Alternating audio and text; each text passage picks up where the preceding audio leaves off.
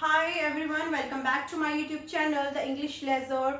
And today we are diving into the works and life one of the most influential contemporary voice, Arundhati Roy. And if you are preparing for Master Cadre English 2026, then she is non-negotiable part for your syllabus. So let's begin. Arundhati Roy. तो अरुंधति रॉय की अगर हम बात करते हैं तो अरुंधति रॉय ने सिर्फ शॉर्ट स्टोरीज ही नहीं लिखी हैं, बल्कि उन्होंने हमारे वर्ल्ड को चैलेंज किया है। उन्होंने चैलेंज किया है, यानी कि वो अगर हम देखते हैं तो स्टार्टिंग से ही वो एक नॉवेलिस्ट, एसेइस्ट, पॉलिटिकल एक्टिविस्ट नहीं रही हैं। उनकी जो लाइफ शुरू हुई थी वो एज एन आर्किटेक्ट शुरू हुई थी। एज एन आर्किटेक्ट उनकी लाइफ शुरू हुई थी और उन्होंने हमारे इंडिया की हिस्ट्री में के अंदर एक और हिस्ट्री में ग्रेटेस्ट नॉवल को डिजाइन किया है। उनकी लाइफ कैसे शुरू हुई थी? उनकी लाइफ शुरू हुई थी एज एन आर्किटेक्ट उनकी लाइफ शुरू हुई। ये बात मैंने आपको बताई। तो अरुंधति रॉय, अगर हम अरुंधति रॉय के बर्थ की बात करते हैं तो इनका जो बर्थ हुआ 24 नवंबर 1961 को इनका बर्थ हुआ है। 24 नवंबर 1961 को इनका बर्थ हुआ है। इनका बर्थ हुआ कहां पर था? इनका बर्थ हुआ शिलोंग में। कहां पर हुआ? शिलोंग में इनका बर्थ हुआ था, मेघालय। शिलोंग में इनका बर्थ हुआ, ठीक है। लेकिन ये पली बड़ी कहां पर? ये पली बड़ी केरला में। कहां पर? केरला में ये पली बड़ी, केरला के अंदर ये पली बड़ी। और अगर हम बात करते हैं एट प्रेजेंट ये कहां पर रह रही हैं?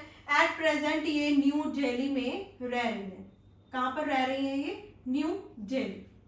इतनी बात समझ आई कि जो अरुंधति रॉय है इनका बर्थ 24 नवंबर 1961 को हुआ शिलोंग, मेघालय के अंदर। और इनका जो ब्रॉटअप हुआ है वो कहां पर हुआ है? इनका ब्रॉटअप केरला के अंदर हुआ है और एट प्रेजेंट ये न्यू दिल्ली के अंदर रह रही है। ओके, इनकी मदर का नाम क्या था? इनकी मदर का नाम क्या था? इनकी मदर का नाम था मैरी रॉय। इनकी मदर का क्या नाम था? मैरी रॉय। और अगर हम इनके फादर की बात करते हैं, इनके फादर का नाम था राजीव रॉय। राजीव रॉय इनके फादर का नाम था। तो इनकी मदर क्या थी? इनकी mother Malayali Jacobite Syrian Christian, यानी कि इनकी मदर क्या थी? क्रिश्चियन थी और वुमेन एक्टिविस्ट थी। वुमेन एक्टिविस्ट, किनकी एक्टिविस्ट थी ये? कौन सी कम्युनिटी के लिए? From Kerala community. From Kerala community. Kerala community की क्या थी? विमेन एक्टिविस्ट थी। इनकी मदर क्या थी? क्रिश्चियन थी। तो बात करते हैं इनके फादर का क्या नाम बताया? राजीव रॉय। तो इनके फादर क्या थे? हिंदू बंगाल टी प्लांटेशन के क्या थे? मैनेजर थे। क्या थे? मैनेजर थे। कहां से? कैलकटा। यानी कि इनके फादर क्या थे? बंगाली थे। इनके फादर क्या थे? बंगाली थे। यानी कि जो अरुंधति रॉय है वो क्रिश्चियन प्लस बंगाली की मिक्सअप है, ठीक है। यानी कि फादर बंगाली थे और मदर क्या थी इनकी? क्रिश्चियन थी। इतनी बात आपको आई समझ? ओके। इसके बाद में अगर हम देखते हैं तो अगर फर्स्ट ऑफ ऑल अगर आप मास्टर कैडर के पॉइंट ऑफ व्यू से देखते हैं, मास्टर कैडर इंग्लिश 2026 के पॉइंट ऑफ व्यू से देखते हैं, तो एग्जाम के अंदर एज इट इज ऐसे ही क्वेश्चन पूछ लिए जाते हैं कि जो अरुंधति रॉय है एक इंडियन राइटर, इनका बर्थ कहां पर हुआ, इनका बर्थ कब हुआ, इनकी मदर का क्या नाम था, फादर का क्या नाम था, ये सब चीजें एज इट पूछ ली जाती हैं। इसलिए आपको ऐसे ही याद इन्हें करना है, ठीक है। ओके, अरुंधति रॉय ने क्या किया? 1994 के अंदर सबसे ज्यादा ध्यान आकर्षित किया। किनका? हम सब लोगों का सबसे ज्यादा ध्यान आकर्षित किया। कब? 1994 के अंदर। 1994 के अंदर इन्होंने सबसे ज्यादा अटेंशन को ग्रैब किया। कैसे ग्रैब किया? हमारे एक इंडियन फिल्म मेकर है जिनका नाम क्या है? Shekhar Kapoor. Indian film maker है शेखर कपूर, ये क्या है, एक इंडियन फिल्म मेकर है। 1994 के अंदर सबसे ज्यादा ध्यान आकर्षित किया, कैसे किया, हमारे एक इंडियन फिल्म मेकर है शेखर कपूर, इन्होंने मूवी बनाई क्या नाम से, बंदित क्वीन। इन्होंने बंदित क्वीन नाम से एक मूवी बनाई, बंदित क्वीन नाम से एक मूवी बनाई जो किस पे बेस्ड है, ये बेस्ड ऑन लाइफ ऑफ फूला देवी, ये फूला देवी की लाइफ पे बेस्ड थी बंदित क्वीन जो शेखर कपूर ने बनाई थी। तो फूला देवी कौन है, फूला देवी एक लोअर कास्ट की वुमन है जिसने सेक्सुअल हैरेसमेंट, सेक्सुअल अब्यूजेस को काफी फेस किया, जिसने सेक्सुअल हैरेसमेंट को फेस किया, ठीक है, और डिस्क्रिमिनेशन को भी फेस किया, भेदभाव को भी फेस किया, डिस्क्रिमिनेशन इन सोसाइटी, इन सब चीजों को फेस किया। तो अब ठीक है, शेखर कपूर ने मूवी बनाई बंदित क्वीन जो बेस्ड थी फूला देवी पे, जो कि एक लोअर कास्ट की वुमेन थी जिसने सेक्सुअल हैरेसमेंट को फेस किया, डिस्क्रिमिनेशन को फेस किया। तो अरुंधति रॉय ने ध्यान कैसे अट्रैक्ट किया, अरुंधति रॉय ने 1994 के अंदर शेखर कपूर को क्रिटिसाइज करके सबकी अटेंशन को ग्रैब किया, ठीक है। इन्होंने क्यों क्रिटिसाइज किया था, क्योंकि इन्होंने फूला देवी की लाइफ को मिस रिप्रेजेंट किया था, इसलिए इन्होंने अरुंधति रॉय ने शेखर कपूर को क्रिटिसाइज किया, ठीक है। क्रिटिसाइज किया, किसके थ्रू क्रिटिसाइज किया, इन्होंने एक अरुंधति रॉय ने एक ऐसे लिखा, क्या ऐसे लिखा इन्होंने, क्या नेम था उस ऐसे का, ये पूछ लिया जाता है। इनका ऐसे था the great Indian rape trick, the great Indian rape trick. Arundhati Roy ने एक ऐसे लिखा, निबंध लिखा, the great Indian rape trick, इन्होंने ये ऐसे लिखा। इसके अंदर इन्होंने क्वेश्चन किया, इनके अंदर इस ऐसे के अंदर इन्होंने अरुंधति रॉय ने क्वेश्चन किया, क्या क्वेश्चन किया, the right to restage the rape of living women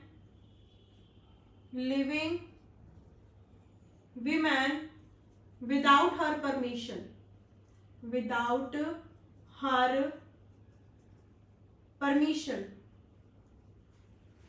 इन्होंने the great Indian rape trick, इनका जो ऐसे था उसमें इन्होंने क्वेश्चन किया the right to restage the rape of living women without her permission, और चार्ज लगाया कपूर पे, and charging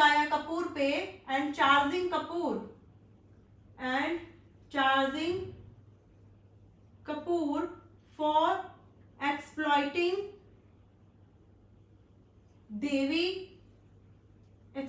Devi and misrepresenting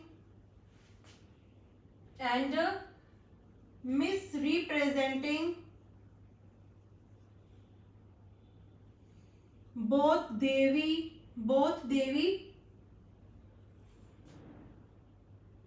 and her life। समझे इतनी बात, यानी कि उनका जो ग्रेट इंडियन रेप ट्रिक था उसमें उन्होंने क्या क्वेश्चन उठाया कि the right to restage the rape of living women without her permission, और इन्होंने शेखर कपूर पे आरोप लगाया, चार्ज लगाया, एक्सप्लॉइट करना देवी को, यानी कि जो फूला देवी है उसका शोषण किया गया, इस मूवी के थ्रू फूला देवी का शोषण किया गया और मिस रिप्रेजेंट किया गया उनकी लाइफ को और फूला देवी को। ये चीज को उन्होंने मतलब कि कपूर के ऊपर चार्ज लगाया, और इस ऐसे के थ्रू ही उन्होंने क्रिटिसाइज किया शेखर कपूर को, जिसके थ्रू 1994 के अंदर ये सबसे ज्यादा फेमस हो गई और सबसे ज्यादा अटेंशन ग्रैब किया। इतनी बात समझ आ गई आपको कि इन्होंने अटेंशन कैसे ग्रैब किया। इसके बाद में बात आती है इनके वर्क्स की। इसके बाद में बात आती है इनके वर्क्स की। अगर अब हम बात करते हैं, जैसे इनका पहला जो वर्क रहा है the God of small things रहा है, the God of small things,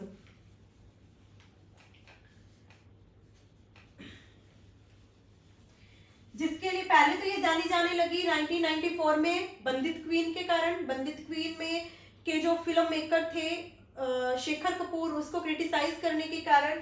उसके बाद में ये सबसे ज्यादा बेस्ट नॉन फॉर नॉवल। कौन सी नॉवल थी इनकी? The God. इन्होंने अभी तक सिर्फ 2 ही नॉवल लिखी हैं। अभी तक अरुंधति रॉय ने सिर्फ 2 ही नॉवल लिखी हैं और दोनों ही मास्टरपीस है। ठीक है, तो आपको ये चीज याद रखनी है, the God of small things. इन्होंने ये नॉवल लिखा, the God of small things, जिसके कारण ये बेस्ट नोन है, सबसे ज्यादा जानी जाती है। एग्जाम में ये पूछ लिया जाता है the God of small things किस राइटर ने लिखी है, इसके नॉवेलिस्ट कौन है। इन्होंने ये नॉवल थी जो the God of small thing लिखनी शुरू की 1992 के अंदर। 1992 के अंदर इस नॉवल को लिखना शुरू किया, 1996 के अंदर इसको कंप्लीट किया। 1996 के अंदर इस नॉवल को कंप्लीट किया। ठीक है, यानी कि 1992 में शुरू किया, 1996 के अंदर इसको कंप्लीट किया। ओके, ये है क्या? The God of small things क्या है? सेमी ऑटोबायोग्राफी है। ये क्या है? Semi autobiography. सेमी ऑटोबायोग्राफी है। और जो मेजर पार्ट है इस नॉवेल का, major part capture her childhood, major part capture her childhood in अयामनम।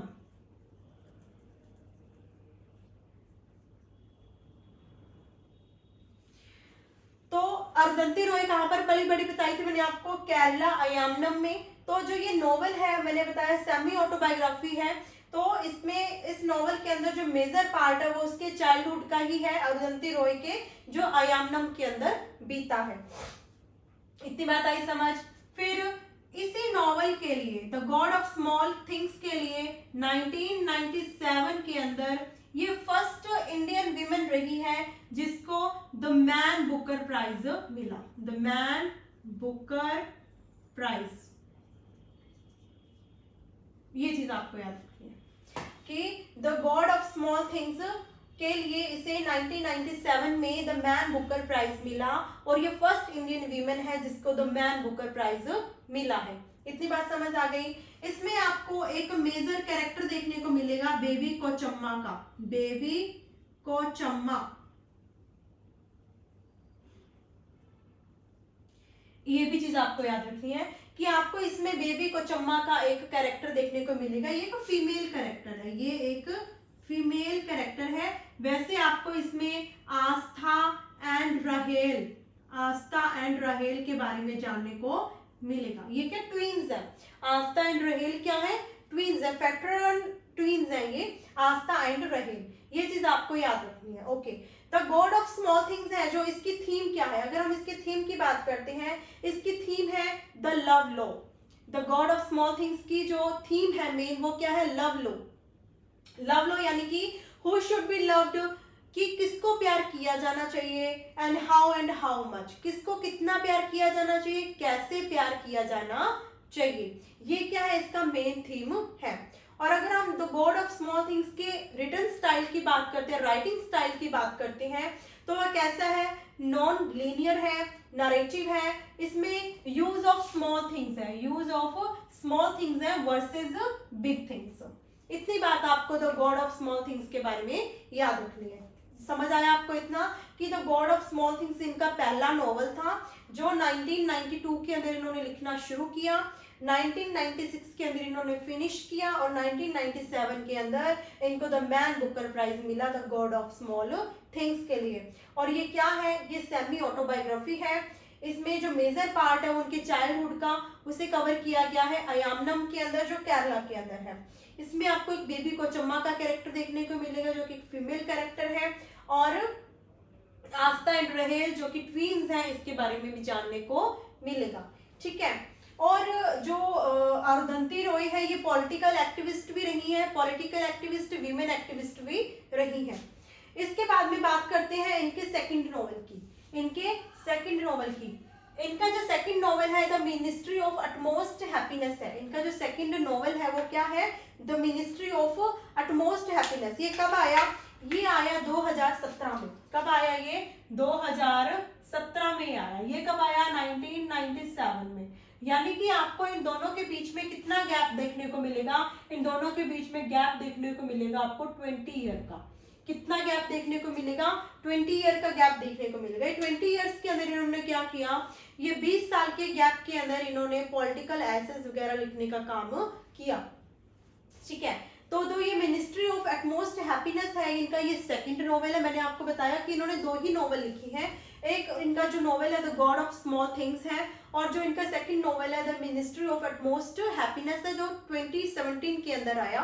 और इनका जो फर्स्ट नॉवेल मैंने बताया था 1997 में आया था, और दोनों के बीच में जो गैप है वो 20 ईयर्स का है। तो the ministry of utmost happiness ये किस बारे में है? ये एक जर्नी है जो हमें ले जाती है ओल्ड दिल्ली से कश्मीर की साइड। कहां पर ले जाती है हमें? पुरानी दिल्ली से कश्मीर की साइड में हमें लेके जाती है। कैसी जर्नी दिखाई गई है, मैं लिख देती हूँ यहाँ पे कि it takes us to a journey. The ministry of utmost happiness में मैंने आपको क्या बताया कि it takes us to a journey. It takes us to a journey from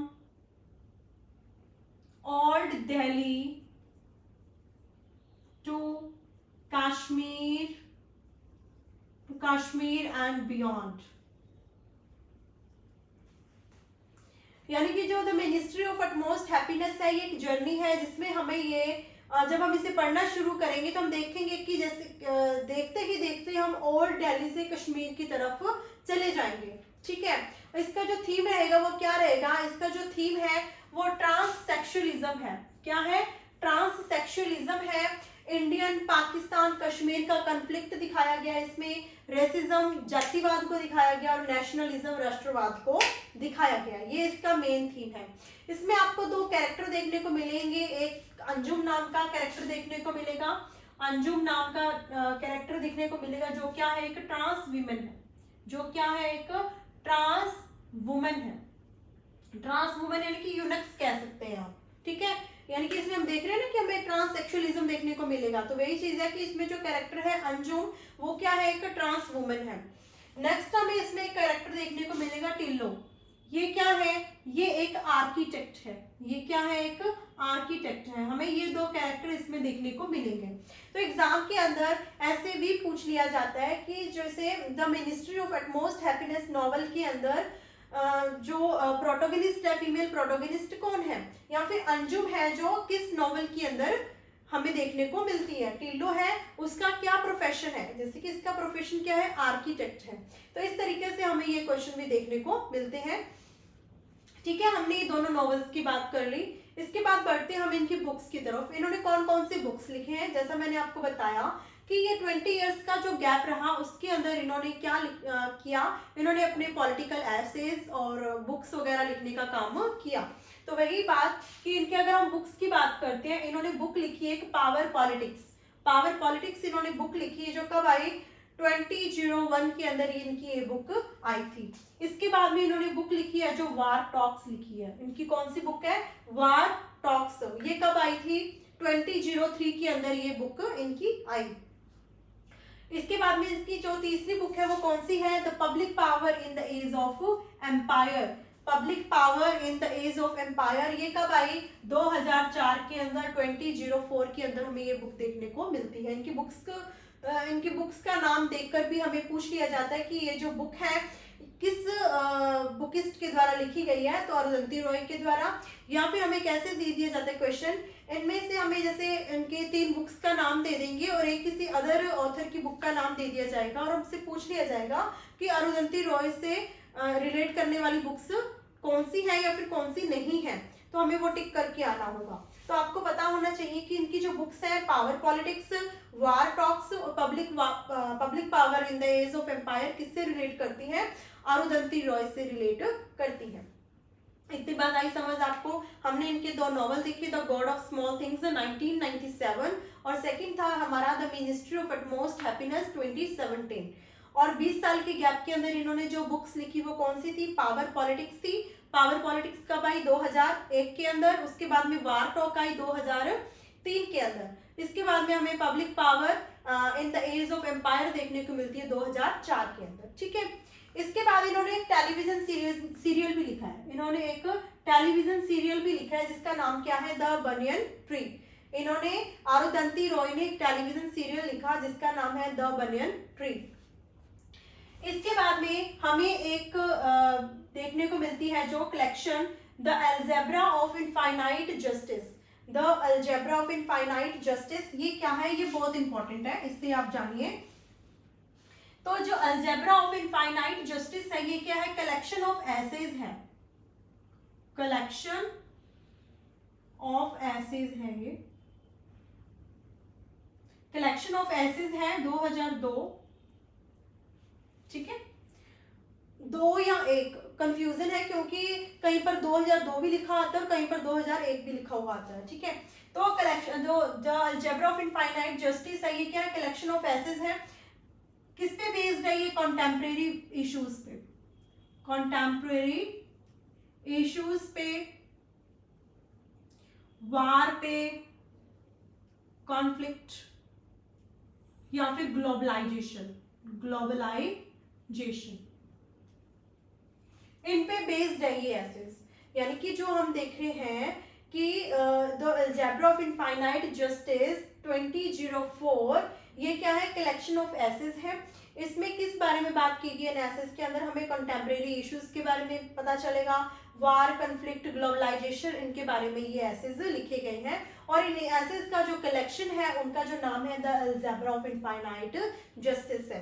तो ये एक ऐसा कलेक्शन रहा जिसको 2004 के अंदर साहित्य अकादमी अवार्ड, सबसे इंपॉर्टेंट है ये, साहित्य अकादमी अवार्ड मिला, साहित्य अकादमी अवार्ड मिला। लेकिन अरुंधति रॉय ने इसे लेने से क्या कर दिया, मना कर दिया, डिक्लाइन कर दिया। ये चीज मस्ट थी आपके लिए कि जो ये कलेक्शन ऑफ एसेज है the algebra of infinite justice 2002 में लिखा गया, जो कि कंटेम्परेरी इश्यूज, वार, कॉन्फ्लिक्ट, ग्लोबलाइजेशन पे बेस्ड है, इसको 2004 के अंदर साहित्य अकादमी अवार्ड मिला। लेकिन अरुंधति रॉय ने इस अवार्ड को, साहित्य अकादमी अवार्ड को लेने से डिक्लाइन कर दिया, मना कर दिया। ये चीज आपको जानना बहुत जरूरी है। पूछा जा सकता है कि अरुंधति रॉय ने कौन सा अवार्ड लेने से मना किया, तो आप बताओगे कि साहित्य अकादमी अवार्ड लेने से इन्होंने डिक्लाइन कर दिया, ठीक है जी। इसके बाद में हम बात करते हैं नॉन फिक्शन एंड एसेस की। अगर हम इनके नॉन फिक्शन और एसेस की बात करते हैं तो इनका जो सबसे फेमस है, जो रिसेंट है, जो हाल ही में आया है, वो है आजादी। आजादी इनका एक ऐसा नॉन फिक्शन है जिसमें हमें फ्रीडम, फेसिज्म और फिक्शन है के बारे में जानने को मिलता है। ये कब आया है, 2020 के अंदर आया है ये, और ये रिसेंट कलेक्शन ऑफ एसेस है। ये क्वेश्चन पूछा जा सकता है कि अरुंधति रॉय का रिसेंट कलेक्शन ऑफ एसेस कौन सा है, तो आप क्या बताओगे, आजादी बताओगे कि आजादी, फ्रीडम, फेसिज्म एंड फिक्शन इनका रिसेंट कलेक्शन है एसेस का, ठीक है। इसके बाद में 2011 यानी कि 2011 में कौन सा आया, working with the comrades. Working with the comrades इनका एक ऐसे आया जो किसके बारे में है, about her time with Maoist, यानी कि माओवाद, Maoist rebel in central India, कि इनका जो माओइस्ट रेबल हुआ, माओवादी विद्रोह हुआ सेंट्रल इंडिया में, उसके बारे में बताया गया है वर्किंग विद द कॉमरेड्स के अंदर, जो 2011 के अंदर आया। इसके बाद में 1999 यानी कि 1999 में द कॉस्ट ऑफ लिविंग आया। द कॉस्ट ऑफ लिविंग ऐसे आया जिसमें इन्होंने अपना ध्यान केंद्रित किया, फोकस किया है नर्मदा देवी डैम प्रोजेक्ट पे। किस पे? नर्मदा देवी डैम प्रोजेक्ट पे और न्यूक्लियर वेपन्स पे। इसके बाद में जो लास्ट इनका हम ऐसे देखते हैं वो कौन सा है? इनका ये फर्स्ट मेजर पॉलिटिकल ऐसे है, the end of imagination. The end of imagination, the end of imagination जो 1998 के अंदर आया, इनका ये फर्स्ट मेजर पॉलिटिकल ऐसे है। रिटन इन द प्रोटेस्ट, ये विद्रोह करती हैं किनके अगेंस्ट? इंडियाज न्यूक्लियर टेस्ट के अगेंस्ट ये विद्रोह करती हैं। तो आई होप आपको ये सारे अरुंधति रॉय के वर्क्स अच्छे से समझ आए होंगे, जो एग्जाम के पॉइंट ऑफ व्यू से काफी इंपॉर्टेंट है। आप सबको इन सभी जो वर्क्स हैं इनको अच्छे से याद करना है। So let's